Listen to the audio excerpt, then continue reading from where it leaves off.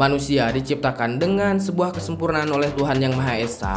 Setiap manusia memiliki kelebihan dan kekurangan mereka masing-masing. Contohnya, kelebihan atau anugerah dari Tuhan adalah sebuah kecerdasan yang berbeda dengan manusia pada umumnya. Untuk kelebihan fisik, biasanya setiap orang memiliki tinggi badan yang berbeda dengan tinggi badan manusia yang lainnya juga. Jika kita berbicara sebuah kelebihan dan berbicara sebuah kecerdasan, maka kita semua akan mengingat seseorang karakter yang sangatlah luar biasa kalem.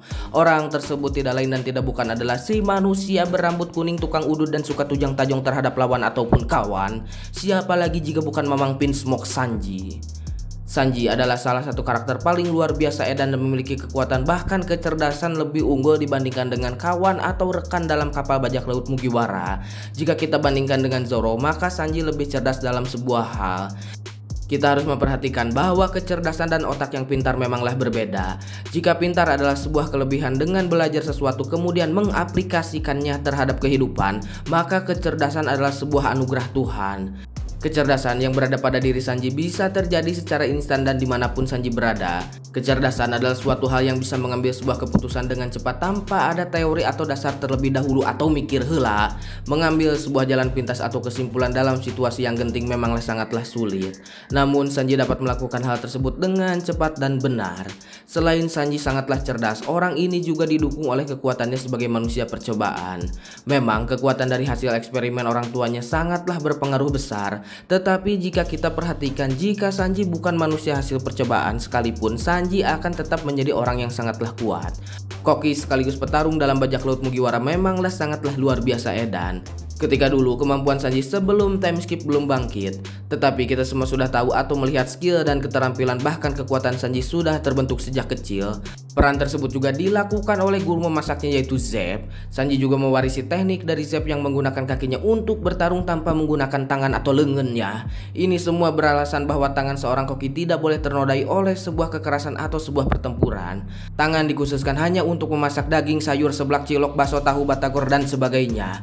Jika kita berbicara Sanji, maka kita semua akan mengingat apa yang terjadi di kemudian hari jika Sanji memang harus berhadapan dengan sosok luar biasa dari bajak laut Kurohige. Dan orang tersebut memiliki tubuh besar dan mantan pemain Smackdown, siapa lagi jika bukan orang yang heras babatok atau kepalanya itu Mamang Jesus Barges. Mamang Barges sekarang sudah jauh lebih kuat dan sangatlah mangprang. Kekuatan ini didukung oleh buah iblisnya yang bernama Riki no Mi. Buah iblis tersebut membuat Mamang Barges menjadi manusia super kuat dan kuat ke era.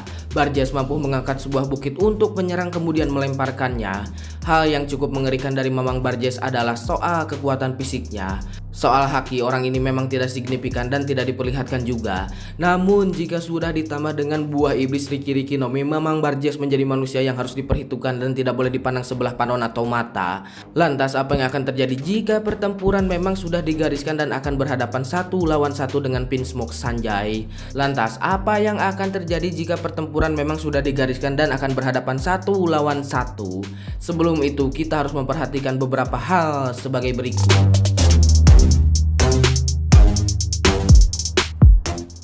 Kekuatan Sanji terletak pada kaki dan kekuatan dari hasil eksperimennya, sedangkan Mamang Barges terhadap fisik dan buah iblis supernya. Jika Mamang Barges memukul Sanji, maka di sini Sanji akan terluka dan berdarah, tetapi tidak akan memberikan dampak besar dan udut pun masih tetap menyala. Bukan hanya pukulan dari Barges saja, tetapi Mamang Barges juga harus berhati-hati dalam menerima serangan dari tendangan Sanji. Tendangan Sanji berpotensi besar membuat Barges lemah dan terluka. Jika Mamang Barges memiliki fisik luar yang sangatlah kuat, apa jadinya jika serangan terus-menerus hingga memberikan luka dalam tubuhnya? Di sini, jika Mamang Barges melemparkan sebuah bukit bahkan gunung sekalipun kepada Mamang Sanji, maka tidak akan berguna sama sekali. Sanji bisa saja menghindar dengan sangatlah instan dan bergerak dengan cepat di hadapan Barges. Meskipun dilempar sebuah bukit dan memang jika bukit tersebut terkena kepada Sanji, maka tidak akan memberikan dampak besar terhadap apapun. Kenapa saya berpikir demikian? Dan material dari gunung adalah tanah, batu, tangka, cabai, parap domba, dan sebangsa hehejuan lainnya. Gunung menimpa Sanji tidak akan berasa sama sekali dan hanya atel saja. Kita melihat Sanji dihantam oleh pedang Queen pun tidak berasa dan hanya geli saja dan tidak terluka sedikit pun. Peran penting hasil percobaan ayah Sanji sudahlah berhasil dan bangkit dalam tubuh Sanji dan memberikan kekuatan lebih besar dari kakaknya. Kemudian jika Mamang Barjes mempiting Sanji dan didengkek, maka Barjes tidak akan sanggup mematahkan tubuh Sanji. Tubuh Sanji sudah sangatlah keras dan sangat sulit untuk dipatahkan atau diremukkan.